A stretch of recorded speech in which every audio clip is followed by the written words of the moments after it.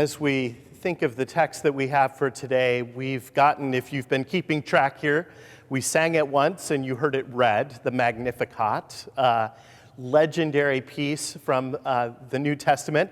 Caused me to think about this word magnify as Elizabeth was talking about it in the children's sermon there. In addition to my height and legendary athletic prowess, I have inherited other traits from my family. Namely, I was pretty young when I had my first set of glasses. And I remember getting them because then I could see the leaves on the trees. I distinctly remember that because I knew that green was leaves, and I remember as a little kid seeing them, but getting a new pair of glasses, and suddenly it became clear.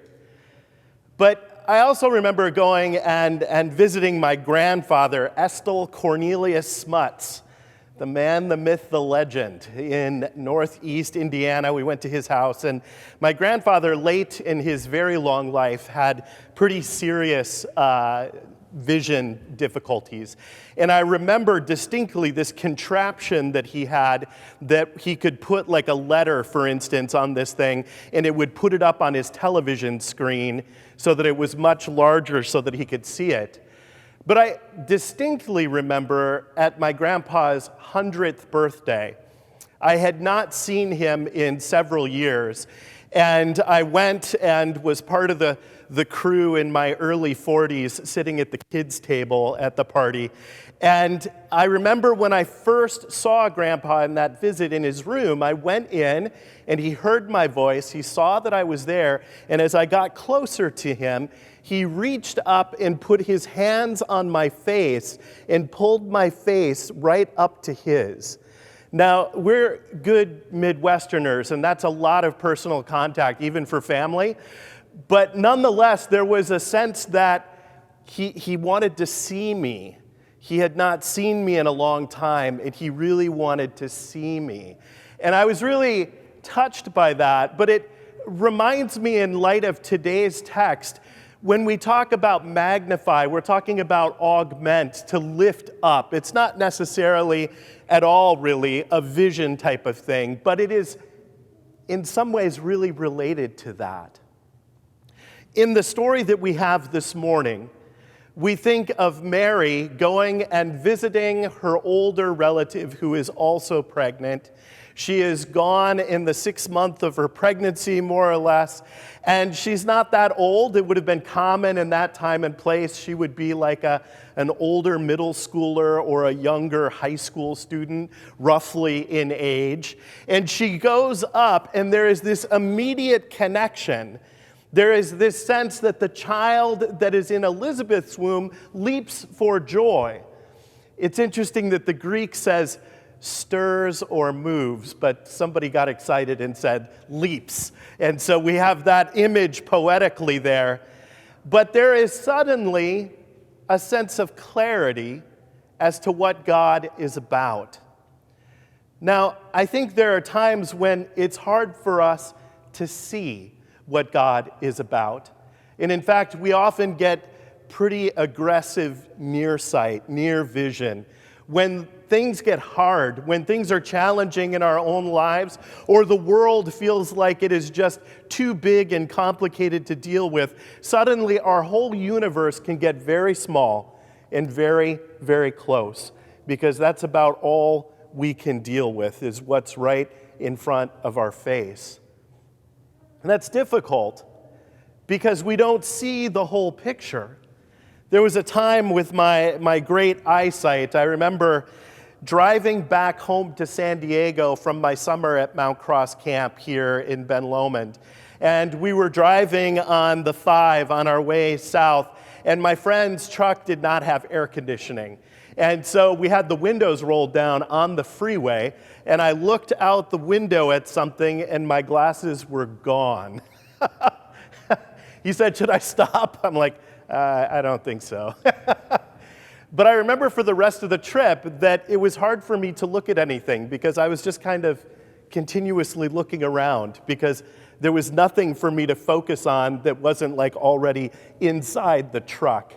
And it struck me that that's a hard way to live. That's a hard way to go through life. And I know that there are people who really struggle with their vision. But I wonder, as human beings, if our way through life and the way our neighbor moves through life living next to us is hampered by our inability to see. In the Magnificat, we hear some revolutionary language. That's really the only way to interpret what Mary is saying. This idea that the high are going to be brought low, that the rich are going to be sent away empty, and that the poor are going to be lifted up. Now, this is obviously very dicey language, and in the United States, we have successfully convinced ourselves that somebody else is rich, as opposed to ourselves. And yet, I think if we created a spectrum of the entire planet, from, say, 94306 all the way through South Asia and Central Africa and Latin America, I think most of us would realize that we're pretty tight up on the top end of that.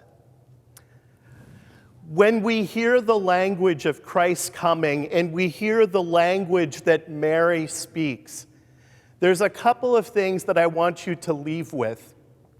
The two things are that it is a word of caution, warning, and a call for redirection to us.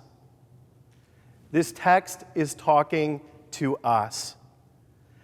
But I also want you to hear that in this redirection, in this turning, in this idea of moving in a new way with Christ, it is good news, not just for others, but for us as well. So when we hear this, hear the challenge, hear the caution, hear the invitation to change directions, but hear that as good news as well as challenge. Theologians from Central and South America will often talk about the gospel of Jesus Christ as the preferential option for the poor. And I think it's good for us where we live to sit in that a bit, to recognize that the story of the birth of Christ is not about Caesar's household in Rome, but is in tiny villages, in backwards places, amongst the poor and powerless. That is where Christ came. It may make us a little anxious, but I think Mary's challenge to us reminds us that we are called to live in the way that Christ has lived. Now, the very last piece of these readings brings us to the second text, Hebrews, the understanding that this baby who is to be born is the one who in a few months we will remember on a cross outside of Jerusalem. That in Jesus' life we have a model for how we are called to live. So today, hear the challenge to us, but also hear the good news. Amen.